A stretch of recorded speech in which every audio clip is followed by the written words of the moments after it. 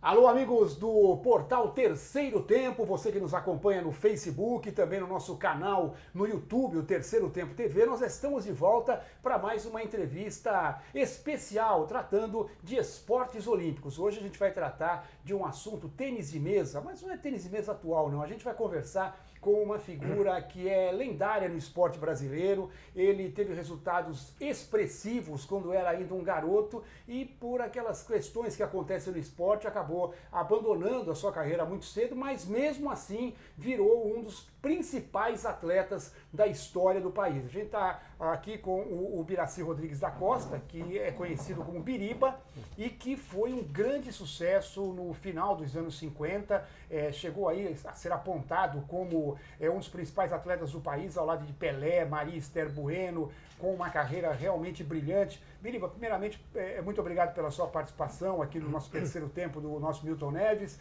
Eu queria que você falasse quando você começou, bem novinho, inclusive, né? Sim, Não dava sim. para imaginar que você ia virar tudo aquilo que você virou? Um abraço. Primeiramente, boa tarde aí para as pessoas. A gente nunca imagina, né? Eu sempre falo assim, eu joguei sempre por gostar, por prazer, né? E assim, as pessoas é que descobrem mais a gente do que a gente descobre mesmo. Então, quando a gente vai jogando, os outros que vão vendo potencial na gente. Então, eu comecei com 6 anos de idade, né? Meu pai tinha uma padaria e eu jogava ping-pong mesmo, em cima da padaria do meu pai, né?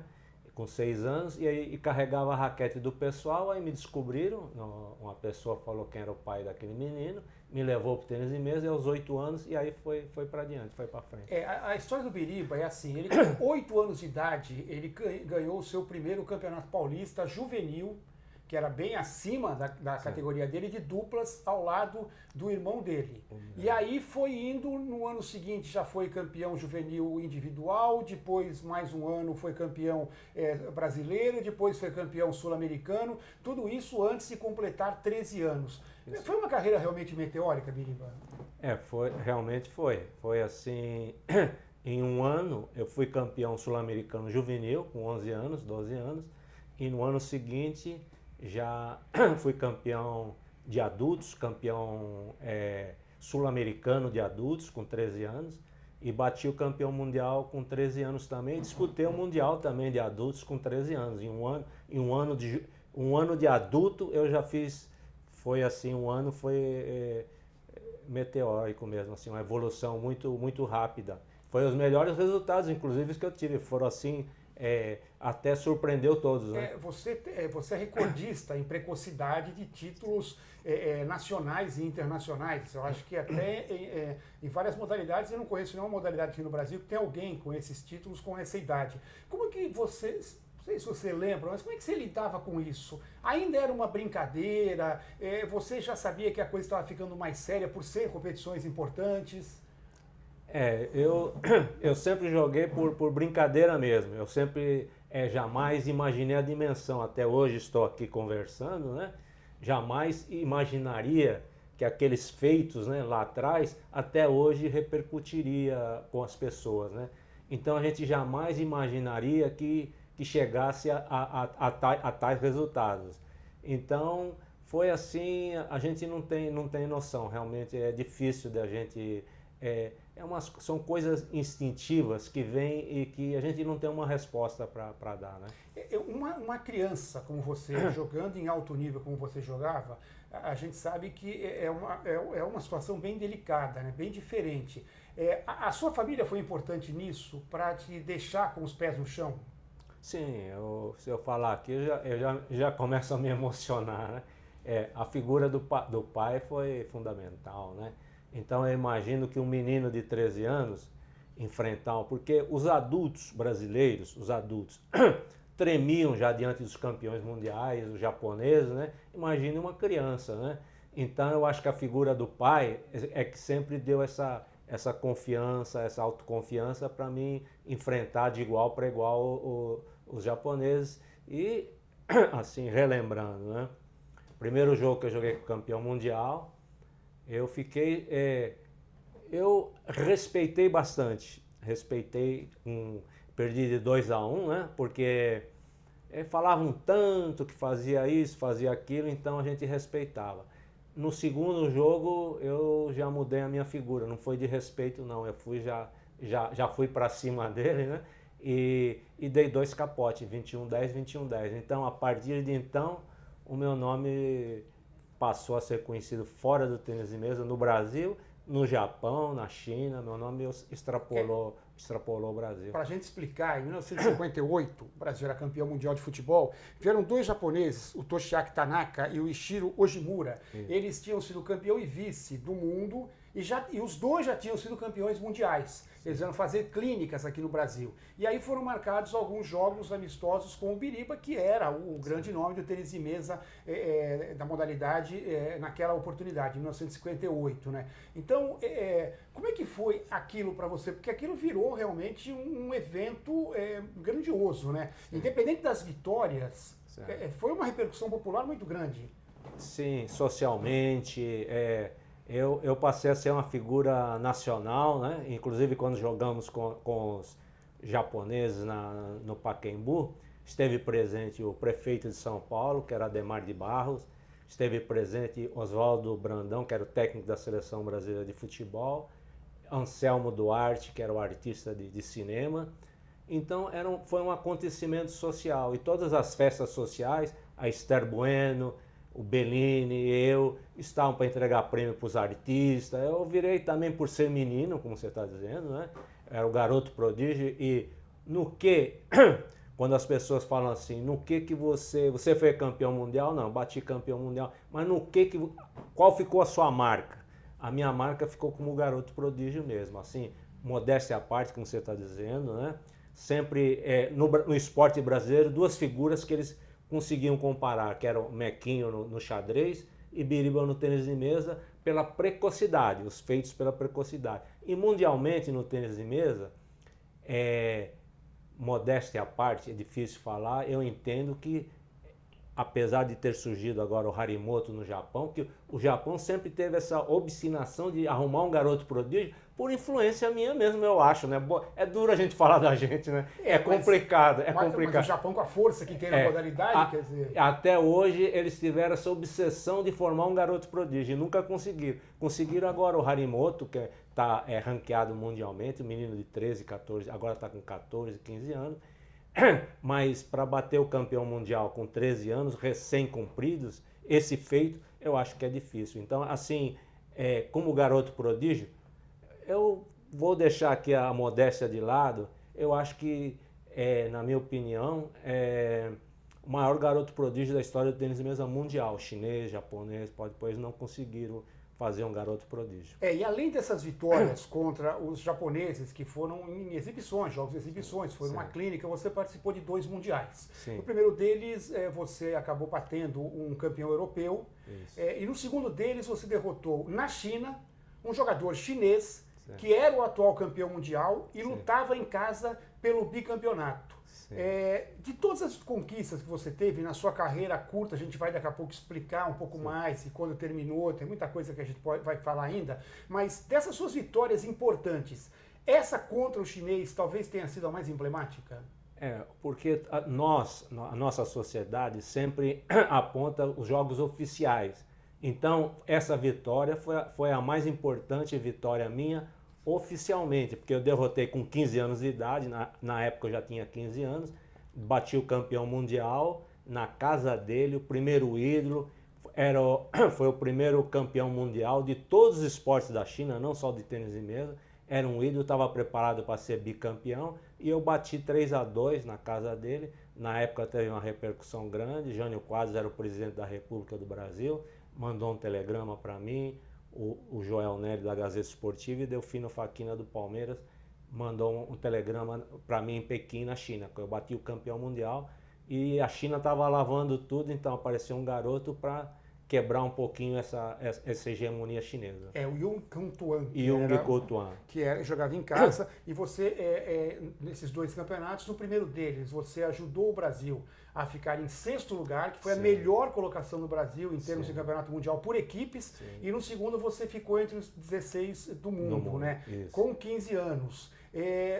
Quando você terminou esse campeonato, você ainda não tinha, você ainda estava longe de encerrar a carreira. Sim. Você imaginou que você podia chegar onde? Então, no Brasil sempre me cobraram o título mundial. E eu também sempre me cobrei. Para mim só existia um caminho só, ser campeão mundial. Eu queria ser. Se iria ser ou não iria ser, uma outra história, mas eu almejava o título mundial, sempre almejei. Então o que acontece? Eu falo sempre, dos 13 aos 15 foi o meu auge. O meu auge foi dos 13 aos 15. Mas nós ficávamos muito isolados, não tinha um intercâmbio. Não tínhamos como tem, por exemplo, o Calderano, o Oyama, o Cláudio Cano, que jogaram no exterior. Eu nunca joguei no exterior. Joguei sempre no Brasil, no Palmeiras, sempre joguei por aqui. Então, nunca tive intercâmbio. Então, o que acontece? Dos 13 aos 15, que eu tinha o potencial, realmente, de modéstia à parte, eu tinha o potencial de lutar pelo título. Se tivesse apoio, tivesse intercâmbio, tivesse um técnico, né, me treinando, eu tivesse na Europa, ou na China, ou no Japão, com certeza eu teria grandes possibilidades de ser campeão. Não é exagero nenhum dizer que você estava com a sua técnica, do jeito que você jogava, você estava acima, bem acima até dos próprios treinadores do país. Quer dizer, tinha que ter alguém que pudesse... E claro que mesmo você, com a técnica excepcional, você tinha os seus problemas, você tinha seus defeitos, como qualquer esportista tem. Então, faltava realmente um técnico, experiente, como a gente teve recentemente aí nos Jogos Olímpicos, muitas modalidades trazendo técnicos internacionais. Sim. Acho que isso é que lapidaria mais, né? Sem dúvida, faltou. Eu tinha dificuldades, por exemplo, vamos citar como exemplo, contra os europeus, que eram defensivos, contra os chineses e japoneses, que eram os melhores, por incrível que pareça, mas como eles jogavam aberto, franco, jogo franco, para mim jogo franco era beleza. Eu era muito rápido, menino, era o jogo que eu gostava. Mas agora quando era defensivo ou outros estilos de jogo, eu estranhava um pouco. Faltava paciência um pouquinho também. Sim, eu fui... Até por esse motivo, né? Um dos motivos, eu fui um dos pioneiros da terceira bola, a famosa terceira bola que é usada mundialmente, até hoje é usada a terceira bola. Eu fui um dos precursores da terceira bola, porque justamente devido a essa... É que nem aquele boxeador que já quer terminar no primeiro soco, né? Então eu terminava rápido, era via rápida, então eu tentava terminar a jogada rápida. Então eu não tinha aquela paciência de trocar a bola, mas tinha capacidade, mas eu via que conforme o estilo eu tinha que partir para cima. Então esse era o meu estilo, que até criou-se a terceira bola, chineses, dizem, né, alguns sul-americanos que eles acabaram copiando o meu estilo de jogo, né, com outras aperfeiçoações. Isso também eu não sei, tem muito folclore dentro do esporte e a gente não pode afirmar categoricamente. Né? A gente está conversando com o Biraci Costa, o Biriba, que foi um grande jogador de tênis de mesa no final dos anos 50, começo dos anos 60, virou um ídolo nacional. Daqui a pouco a gente vai chegar um pouquinho mais no encerramento precoce da carreira dele, mas ainda em cima dessa época, Biriba, a gente já falou aqui da importância da família, você falou do seu pai, seu Hermínio, né, que foi o grande responsável por você começar no esporte, né? E hoje em dia a gente tem uma pressão da família, principalmente do pai, do garoto ter que jogar, ter que ganhar. Você falou que a sua família foi importante para manter esse nível de equilíbrio. Sim. Como é que era isso? Teu pai, ele sabia que você era um grande nome, mas ele tratava você como aquele filho que tinha 13, tinha 15 anos, não tratava você como aquele grande campeão? Era um tratamento carinhoso, né? Então, assim, o pai comigo, ele cobrava, veja bem, ele cobrava, mas não era enérgico, não era rígido, não tinha palavras fortes contra mim. Ele sempre ficava... eu acho assim, ó, na minha opinião, o irmão também foi um grande campeão, a irmã também foi, mas o meu pai, modéstia à parte, ele tinha uma visão muito grande e ele viu em mim um potencial grande. E ele sempre, como diz, elogio de pai é uma coisa que a gente nunca esquece. Então ele dizia algumas palavras, que eu crescia nos momentos difíceis. Ele falava, o Biriba cresce nos momentos difíceis, ele não treme nas horas difíceis. Então, assim, são todas as coisas que ele dava essa força para mim. Então, assim dizendo, às vezes eu me perco um pouco, mas então foi assim. Agora, relativamente a mim, por exemplo, né? Relativamente a mim, eu dizia que eu nunca me importava, para mim era uma diversão, realmente eu me divertia e me sentia importante. O pai, a família, as torcidas, falavam, nossa, olha, todo mundo me observando. Aquilo não me abalava, eu ficava feliz da vida, que todo mundo estava, não, acho que ele vai ganhar ou não vai. Então eu gostava daquela, como a adrenalina, né, que fala hoje, né? E conhecer o mundo ainda também. Isso, conhecer o mundo. Então, eu sempre fui um menino, eu sou filho do meio, que fala 5, o terceiro. Então, quietinho, reservado. Então, foi uma maneira de eu me mostrar também, né? Ao filho de cima, o filho de baixo. Então, era uma maneira de eu também me mostrar, ser querido pelos pais, que a gente quer ser sempre, né? E das pessoas também. As pessoas me abraçaram desde pequeno, não foi só o pai, não. Os adultos me adoravam. Por quê? Os adultos, eu com 6 anos, não é questão de tênis de mesa. O meu tio que falava, você era um menino engraçado, um menino simpático, né? Então, assim, era uma criança muito agradável. Então, eu dançava, eu cantava, eu imitava os jogadores. Então, era isso. Você conseguiu levar durante esse tempo? Claro que não dá para levar uma vida igual a qualquer criança ou adolescente por motivo das competições, muitas competições. Mas você conseguiu estudar, você conseguia sair de vez em quando, você conseguia ter uma vida fora do tênis de mesa? Sim, por causa do pai, né? O pai sempre falou, olha, filho, você é campeão no tênis de mesa. Fora disso, você é igual aos outros. Ele sempre falava isso. E eu estudei no Colégio Bandeirantes 8 anos pelo Palmeiras, por isso que eu uso, não é por causa disso não, mas eles sempre me apoiaram, o Palmeiras, eu estou falando assim e vem à cabeça. Eu estudei 8 anos no Colégio Bandeirantes, o Palmeiras deu bolsa de estudo para mim, 8 anos.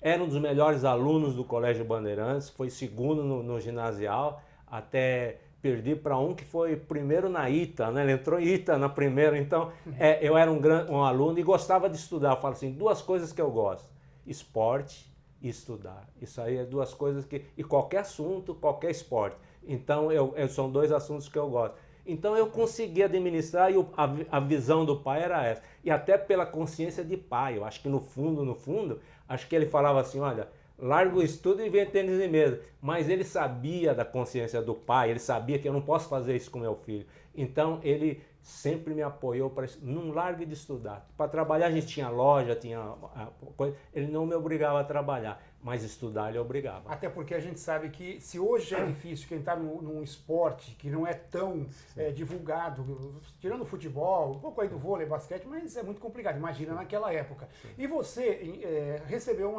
depois de uns anos um convite que foi um convite muito interessante.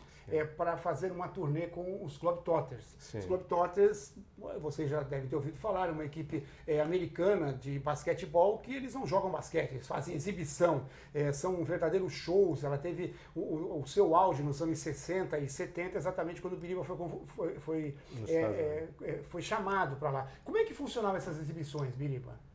Então, nós viajamos pelos Estados Unidos durante 6 meses. Então, os Globetrotters faziam exibição de basquete e nos intervalos, no começo do show e no intervalo, tinha artistas, esportistas, então tinha cantores, Cab Calloway, foi famoso nos anos 50, tinha malabaristas, tinha uma mulher que levantava o corpo com o dedo, e a gente fazia a exibição, eu e o Richard Bergman, que foi o segundo jogador mais vezes campeão mundial individual, é o inglês, 4 vezes ele foi campeão, ele me convidou, sempre me convidava, sempre. Mas tinha aquela coisa de profissionalismo e tal, e de escola, eu não ia para não prejudicar o meu estudo. E foi justamente quando você terminou. Quando eu tinha um ano lá que eu estava meio assim, perguntei para as pessoas e eu resolvi ir, falei, não, eu vou perder um ano lá nos Estados Unidos, mas eu vou por causa justamente dos Globetrotters, muito famosos nos Estados Unidos na época, eram muito conhecidos, frequentava a casa deles, eles me tratavam, tinha muita amizade com eles, e com o Richard Bergman a gente fazia exibição, 21 pontos naquela época, a gente fazia em toda a cidade, mais de 150 cidades dos Estados Unidos, cada dia era numa cidade, cada dia era show, né? Então a gente nem ficava na cidade, ficava em outra e tal. Quer dizer, vocês não jogavam, né? Vocês tinham que Exibição. fazer uma exibição, vocês armavam alguns números, no caso, também. Por isso que eu sou uma pessoa que conheço os lados, né? E às vezes a gente sabe que as pessoas... na realidade, o que é exibição? Competição é uma coisa, exibição é outra. Exibição é combinado, tá certo? Claro. Então é um show, como os Globetrotters também era combinado. Ninguém ia ganhar dos Globetrotters o adversário. Era combinado, era um show.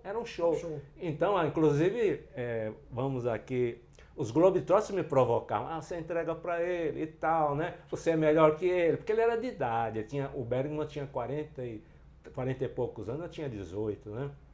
Foi um grande jogador. Então até tivemos um bate-boca uma vez, né? Eu acho que inflamado por essas coisas, eu discuti com o Richard Bergman, que Deus o tenha, foi um grande amigo e um grande esportista, eu adoro o Richard Bergman, né? Mas tivemos sim uma pequena discussão, aí ele falou para mim, não, vamos então, então vamos ver, vamos $50, né? Numa exibição de um jogo, que vamos apostar $50. Eu falei, vamos, não tem problema. Vamos. E aí eu dei de 21-10 nele, mas não falei nada a respeito, né? Um grande campeão, né? A gente tem que respeitar. E vê como é o esporte brasileiro. A gente sabe, na época, era proibido o profissionalismo. E tanto era proibido que, por exemplo, alguns jogadores de basquete, como Oscar, Marquinhos, receberam propostas para jogar na NBA e não foram, porque virariam profissionais e não poderiam mais defender a seleção brasileira em Jogos Olímpicos. E quando o Biriba chegou, depois dessa turnê com o Globetrotters, a Confederação Brasileira de Tênis e Mesa suspendeu o Biriba, porque ele tinha jogado como profissional. E não tinha jogado nenhuma competição como profissional, e sim uma exibição. Aquilo te machucou muito na época? Foi uma injustiça muito grande, assim, inclusive a confederação na época me proibia de sair. A Alemanha me convidou, o Peru me convidou, Estados Unidos me convidou para fazer competições. Então o meu pai, conversando com o dirigente na época do clube que eu jogava, e eles falaram, não, pode ir que nós bancamos. Quando eu voltei, fui suspenso 6 meses. Aí tinha um jornalista da Gazeta Esportiva chamado Miguel Munhoz, aí ele começou a atacar, porque taxaram de profissional, mas não era, ajuda de custa. Eu ficava passagem, hotel e dava ajuda de custa para mim comer, e uma ajuda de custa eu quero comprar um lanche, comprar uma coisa. Eu não ganhei, até os Globetrotters falaram, quanto você ganha, Biriba? Eu falei, ele me dá 35, naquela época $35, né? Falou, não, que ele está te explorando, não sei o quê. Mas eu não estava ali para ganhar dinheiro, eu queria conhecer os Estados Unidos, conhecer outras culturas, os próprios Globetrotters. O objetivo não era ganhar dinheiro ali, né? Então, e voltei, fui suspenso 6 meses, aí a imprensa começou a dar em cima, aí eles, a suspensão caiu, não foi para diante. Aí tinha um Sul-Americano, aí fui Sul-Americano, acabei ganhando os 4 títulos, né, para o Brasil, e a minha irmã também, então entre eu e ela ganhamos 8 títulos, o Brasil ganhou 11, né. Então foi isso aí, eles me suspenderam sim. E tinha essas coisas, veja bem, na época, hoje não, hoje o mundo evoluiu, graças a Deus, né, mas tinha esse negócio de paulista, carioca, a confederação era do Rio, então... Tudo que me convidavam lá fora, tem que levar o pessoal do Rio. 3 ou 4 tem que ir pendurado junto, né? Então o pessoal não concordava quando fazia o convite. Então existia essa coisa de paulista e carioca na época. Hoje, graças a Deus, não existe mais esse problema. E aí você, com 21 anos, depois de vitórias excepcionais, participações em campeonatos mundiais, você decidiu abandonar o tênis de mesa. O que pesou mais? Essa suspensão, esse fato de não te darem o apoio que você merecia por ser um ídolo nacional naquele momento, ou realmente o fato de saber que você não ia ter um futuro com muito dinheiro, porque o tênis de mesa na época era um esporte que não tinha apoio nenhum? Duas questões. Primeiro, o que você está dizendo, que monetariamente eu não iria sobreviver do tênis de mesa, que era amador mesmo, não ganhava nada, era amor à camisa. Então, isso aí.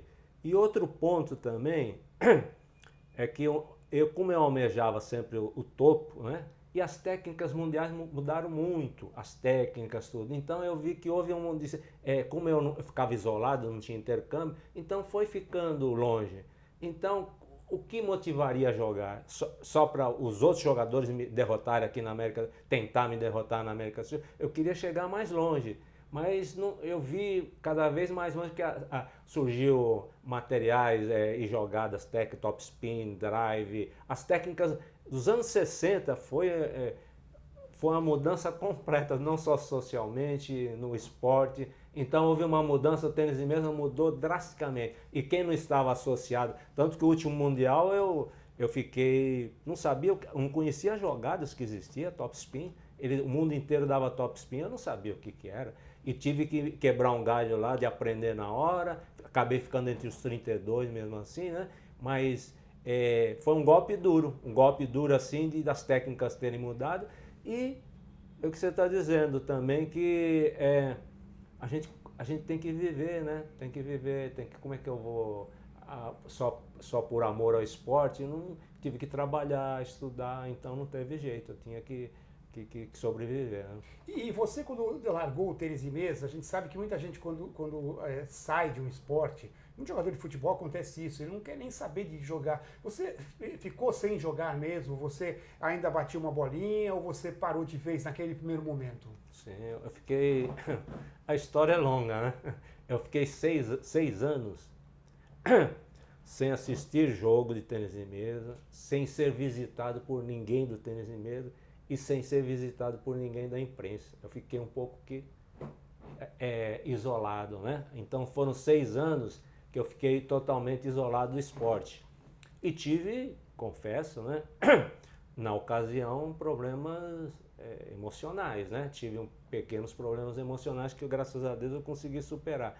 Mas aí, com 28, 29 anos, é que eu voltei, por saúde mesmo, né? A saúde, que eu voltei a bater uma bolinha em jogos regionais, jogos abertos, mas eu sempre dizia que era o Biraci, né? Desculpe, não, o Biraci que ia jogar, não era o Biriba mais, não é o campeão. Eu jogava porque gostava do esporte, amava o esporte, fazia bem para a saúde, e a saúde, a vida é mais importante para mim do que a fama ou qualquer outra coisa. E mesmo assim o Biraci ficou 14 anos sem perder. Isso, nos veteranos, né? Nos veteranos aí eu passei a jogar nos veteranos, fiquei 14 anos sem perder no Brasil. Então aí o pessoal começaram porque eu jogava nos veteranos, né, até eles falam, não, você pode jogar antes, né? Eu falei, não, eu vou jogar na minha categoria. Aí o que aconteceu? O pessoal começou a desafiar, querer ganhar, entendeu? Então aquilo já começou a me incomodar, né? Porque eu queria me divertir. Você voltou às origens, né? Porque quando você era garoto, apesar de conquistar muito, como você conquistou, você jogava para se divertir. Você voltou querendo jogar para se divertir também. Mas o pessoal não queria se divertir, né? Eles queriam derrotar, ter o prazer, não, ganhei do Biriba e tal. Então aquilo começou, apesar de eu sempre ganhar em várias situações apertadas, não vou dizer que foram fáceis, né? Mas começa a pesar, né? Eu quero me divertir e nessa altura do campeonato, veteranos, tudo, eu quero viver, né? Viver. E eles não queriam, sempre desafiando, e a gente reage, não adianta. A gente fala, não quero nada, eu tô aqui para me divertir, mas quando é provocado, você quer ganhar. Então eu falei, não, é melhor treinar e tal. Então agora... mas aí você não parou mais, né? Que aí você largou a competição, mas aí continuou treinando. A gente sabe que você continuou batendo sua bolinha, né? Até por efeito de saúde também, né? Isso. Que é importante. Porque eu há muito tempo as pessoas... quantas vezes você treina? Eu falo, não, eu treino uma vez, mas isso, uma vez por semana. Mas isso até disputei mundial de veteranos com um treino por semana. Eu falo, não... Porque também não adianta você arrebentar, porque aí arrebenta a coluna, arrebenta não sei o que lá, o joelho, o braço. Então vamos devagar, como eu falo assim, é meio que Romário, né? Assim, só tocando a bola, né? Então aí vou jogando, treino. Hoje eu treino, tá aqui a camisa do Palmeiras. Estão me dando uma oportunidade também de treinar o pessoal do clube, do Palmeiras, né?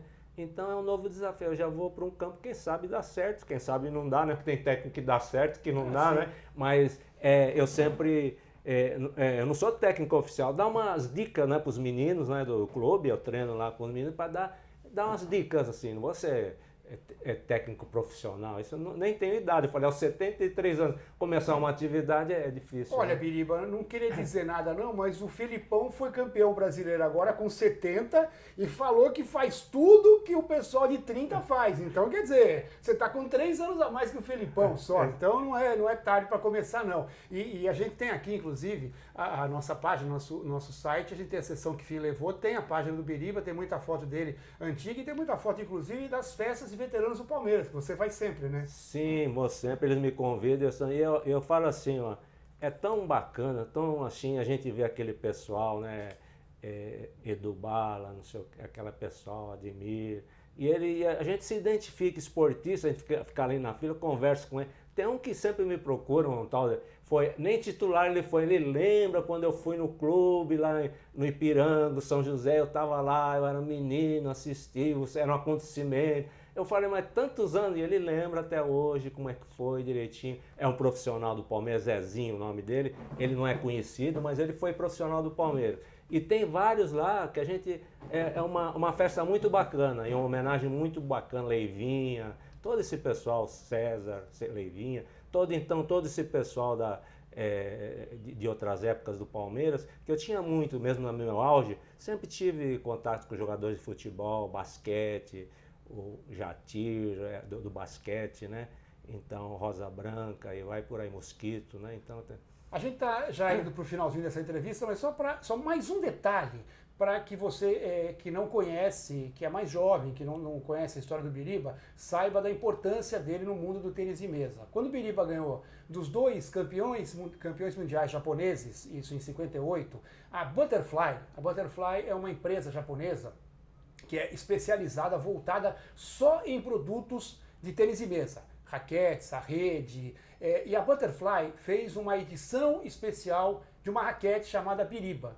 E essa raquete já vendeu mais de 20 milhões de exemplares no mundo inteiro. Quer dizer, é uma coisa também que ficou, não vai ser apagada nunca, né? Eu posso citar assim, aproveitando, né, contar uma historinha, né, da Butterfly, a raquete.